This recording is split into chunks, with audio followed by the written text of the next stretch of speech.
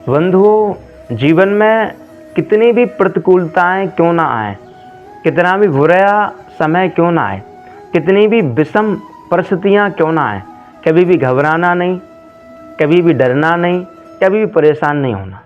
क्योंकि जीवन है तो सुख दुख दोनों ही आएंगे। जीवन है तो संपत्ति विपत्ति दोनों ही आएंगी। भाई, प्रकृति का नियम है, दिन के बाद रात, रात के बाद दिन, सुख के बाद दुख, दुख के बाद सुख, है ना, संपत्ति के बाद विपत्ति। तो फिर इनमें घबराने की कोई बात ही नहीं है।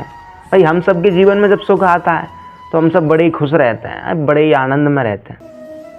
लेकिन जैसे दुख आया हम रोने लगते हैं, चिल्लाने लगते हैं। क्या रात के बाद जब दिन होता है तो हम कहीं चिल्लाते हैं, क्या रोते हैं? या फिर दिन के बाद रात होती है तो हम कहीं घबराते नहीं ना। हम जानते हैं कि भाई दिन के बाद रात का होना स्वाभाविक है। वैसे ही सुख दुख आना ये स्वाभाविक है ना। तो घबराओ नहीं कभी भी। अगर दुख हमेशा के लिए परमानेंट नहीं है तो सुख भी नहीं है, और सुख भी नहीं है तो दुख भी नहीं है। भाई, ये आने जाने वाली चीज़ है। कभी भी इनको टिकाऊ मत समझो, स्थिर मत समझो, ये तो फिर एकदम अस्थायी है। तो मेरे कहने का तात्पर्य है, कितनी भी जीवन में प्रतिकूलता आ जाए, कितना भी बुरा समय आ जाए, कैसी भी विषम परिस्थिति आ जाए, कभी भी घबराओ मत, कभी भी परेशान मत हो। बस भगवान के बन जाओ, बस हरि के बन जाओ। अरे बुरा वक्त है, कृष्ण के समक्ष रो, कृष्ण के समक्ष अपनी समस्याओं को रखो। ठाकुर जी, मेरे पास ये समस्या है, ठाकुर जी मुझे इससे उबारो, मुझे इससे बचाओ। आपका काम बन जाएगा, आपका हर सॉल्यूशन निकल आएगा। लेकिन आप हैं कि जैसे ही बुरा समय आया, जैसे ही विपत्ति आई, थक कर बैठ गए, आप संघर्ष करना बंद कर दिया, मेहनत करना बंद कर दिया, और आप रो रहे हैं, आप परेशान हैं, डिप्रेशन में। जैसे ही प्रतिकूलता देखी आपने धैर्य ही खो दिया, तो फिर कुछ नहीं होने वाला। फिर समझ लो आप पतन के रास्ते पर चले जाओगे। भाई, जहाँ हो वहीं की वहीं रह जाओगे, या उससे नीचे भी चले जाओगे। भाई, सफल व्यक्ति बनने के लिए हमें विपत्तियों का सामना करना पड़ता है। भाई, एकदम से किसी का पैराग्राफ ऊपर नहीं जाता, कभी पैराग्राफ नीचे की ओर भी जाता है, कभी बीच में रहता है, कभी ऊपर जाता है।